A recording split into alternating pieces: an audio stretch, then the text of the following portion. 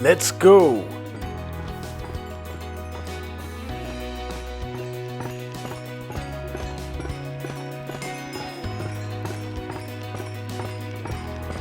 Yes, yes, yes.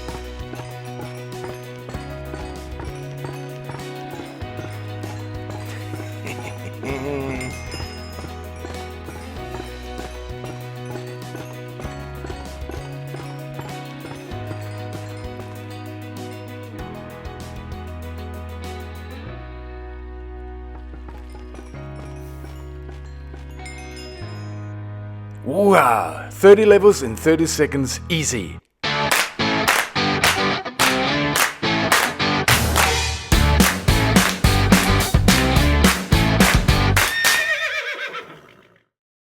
Hello dudes and dudeesses, and welcome. Today we're gonna design a warden farm together, and the reason is Sculk Catalyst, the new best portable XP source in the game. And I'm holding one now, and I'm holding the bottle of old enchanting, and the difference is clear. I need to throw down 3 of those every time I use one Sculk Catalyst to get the same XP. And as you saw in the beginning, it only takes 30 seconds, 7 Sculk Catalyst to get from 0 to 30 levels. That's pretty amazing. And just in case you don't know, this one is the Sculk Catalyst, and that's what the warden drops when it dies. 1 per dead warden, so we're gonna have to kill a lot of wardens. The place to do so is in the Deep Dark or in the Ancient City, but I prefer the Deep Dark. It's smaller, there are fewer Sculk Catalysts to deal with, and I just happen to have found one here, and as far as I can see we have 2 Sculk Catalysts, so we just have to pick one, but let's make this interesting. So I've gone into survival just to show you that this is not actually that much of an impossible task, and to practice, because we are designing the farm today, but I will be building it in survival in my world later. So I actually did trigger it a couple of times, the other one, so I'm trying to be careful here, but it's not impossible. You just make sure that you're behind wall and go forward slowly. And I know it's down there, so I'm trying to block off these Sculk sensors and trying not to make too much sounds that could set them off. So now I see another Sculk sensor and another Sculk sensor. So let's just block these off as well. And there it is. I can see it from here.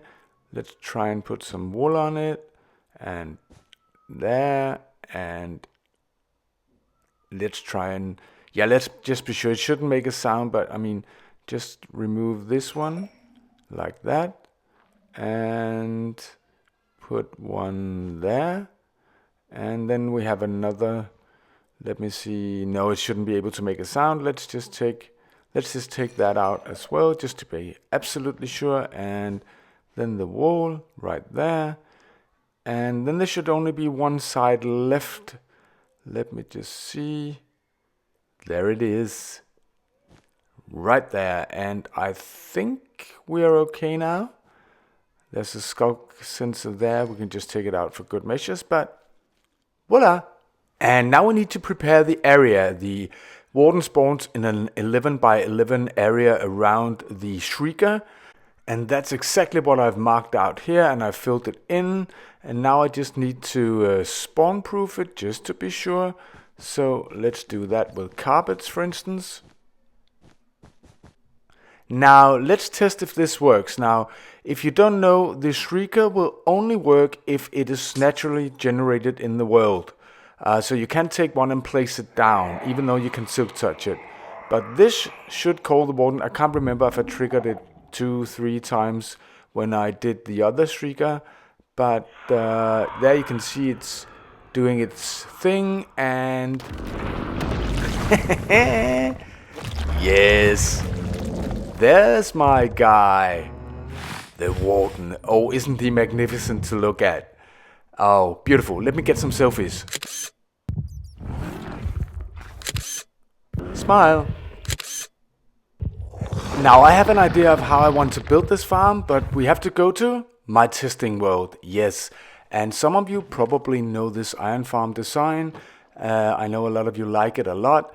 It's pretty fast because it brings the iron golems up 18 blocks and not quite as fast as portals, but fairly fast. And I want to use some kind of variation on this to make an warden farm as well. So the idea, if you don't know it, is that we have a mixture of spawnable blocks and soul sand blocks with a water column in them, so that when the iron golem, or hopefully the warden, spawns, it will be caught and quickly brought away. But first we need to test if the warden can spawn on flowing water, and I'm assuming it can. Oh, that's crazy. So you can actually use flowing water when you go into the ancient city and prevent it from spawning? Yep, it doesn't work. So we have to make some modifications. I've spawned in with a structure block the same tower as we use in the iron farm, exactly the same tower, so it's 18 blocks high. We probably need to make it higher. But let's first start and change the lava, of course, because they don't die in lava. But let's just see if it... what we can do to change it first. I probably think we just need to make fence gates on the spawnable blocks in here, and then there will be no water all the way down. So let's test this out. If it does work, and I can hear it being summoned. Oh, derp, I have light sources and forgot to put the carpet back on. Let's just forget about that and concentrate on how we're going to kill them. The warden has like 500 health points, so he's really hard to kill, and he doesn't take damage from lava, so I've opted for drowning them, although it will be slow. As long as they're out of range from the player, so that you can spawn new ones, it doesn't really matter how long it takes, really. So this is what we are trying at first. So I just replaced the lava with water, and now I'm doing like this, and I probably should spawn proof it, so if I don't want other mobs here. This is great. So let's go down here and see. I've also raised it a bit, because you have to be 24 blocks away. So it's 3 over, and it's a bit different around the internet. It says 48, it says 24, but it is 24. So let's see what happens. And as you can see, I've also changed the button, because for some reason he could not spawn directly on the block at the same level as the soul sand, and I tried raising the fence gates because he's only 2.9, so he should be able to, but then I tried lowering it and it works. It works great. As you can see, he spawns, and when he's through with his spawning animation, which takes quite a few seconds, then he's whooshed away by the soul sand. So that part of it works, and you can hear him drowning upstairs. Yes. No, that doesn't work. Maybe we should try powdered snow. Let me just fast forward through this, because that didn't work. So I opted for instead having a drowned layer all the way around. So as soon as they get up there, no matter where they get up there, they will drown. No matter where they're standing, they will drown. So I had to place blocks to place the water, because otherwise you waterlock the walls, and you don't want that. That seems to be working fine. You can see upstairs, downstairs, working fine. Okay, and down here, still working fine. He's spawning, and he's being taken by the soul sand.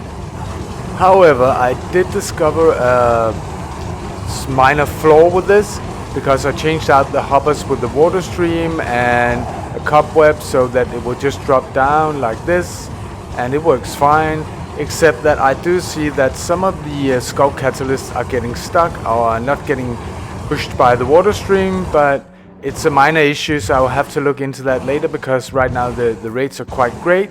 So I will AFK here to test it.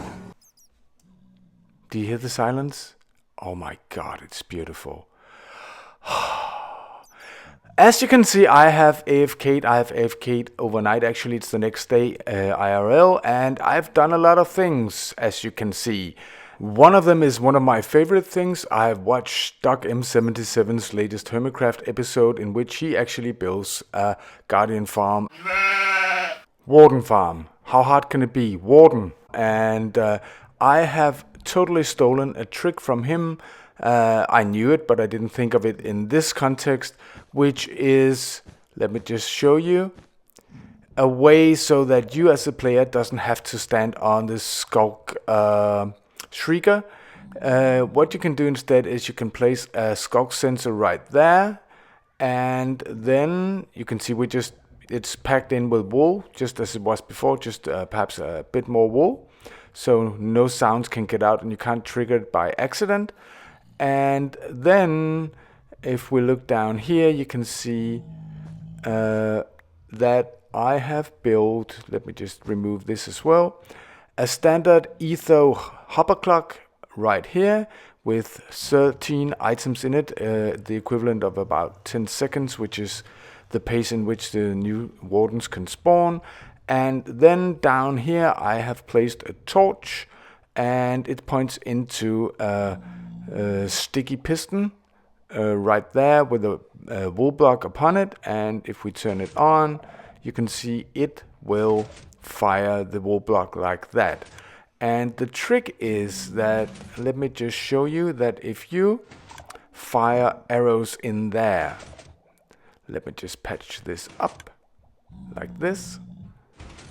If you fire arrows in there, it will be your arrows, and just be careful not to pick them up, and they will make a sound. And normally I remember my first redstone clock was with an arrow shooting into a button, and normally arrows will despawn after 1 minute, but if they get bounced like this, they will stay there forever.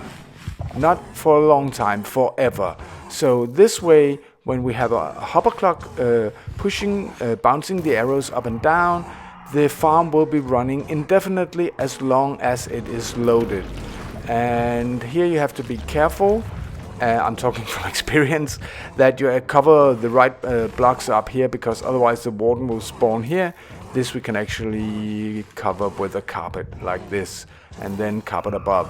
And speaking of having the chunks loaded, another thing that you can see, it's spawning right there, even though I'm not standing there, and that gives us the possibility to go in here and look at it, which is nice. And speaking of having the chunks loaded, we also connected the other end of the hopper clock to a chunk loader. So basically the same. We have a torch, and we have 2 pieces of redstone going into 2 droppers, one pointing up, one pointing into a portal. And if I put in a block right there, you will see the next time it is pushed through the portal, and then it returns.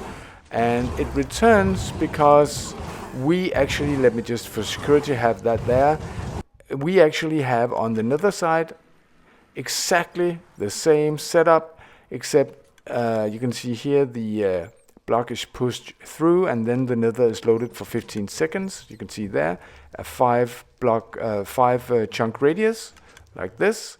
And if we look here we don't have an ether hopper clock to push the block back, so we just made a simple detection mechanism with a comparator, so it sees it and pushes 2 observers to each other, and they throw the block back. And then we have permaloading of this area, and of course, and more importantly, of this entire area, which means that in a single player world or on a server, this will always be loaded and always running.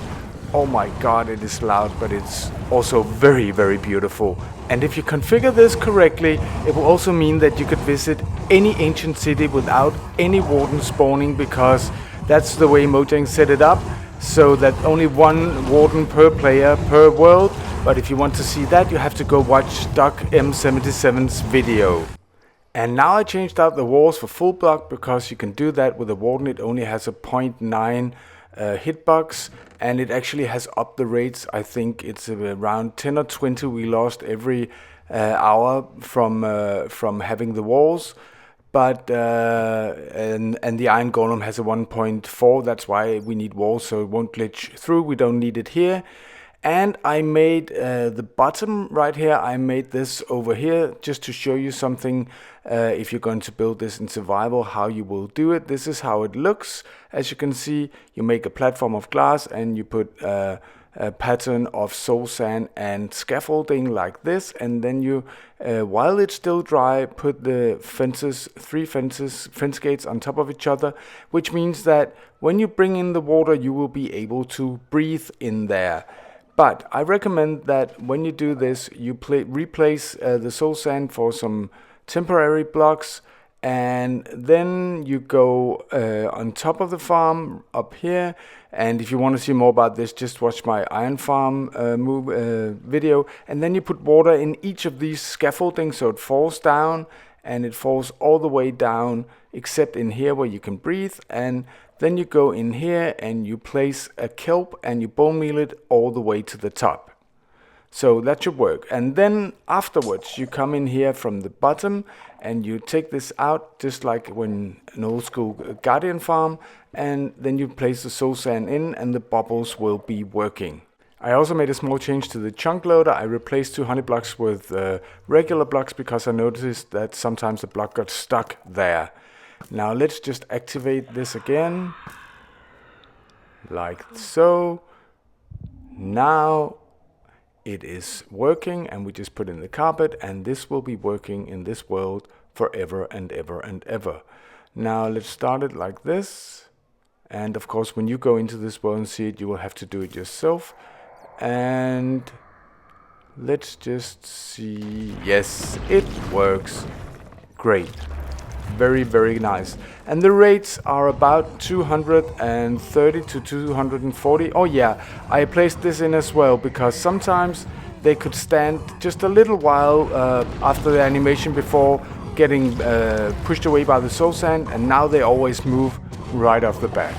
Alright dudes and dudesses, thank you for watching. We did it. We designed a warden farm, and a world download will be in my Discord community as always, so you can play around with it.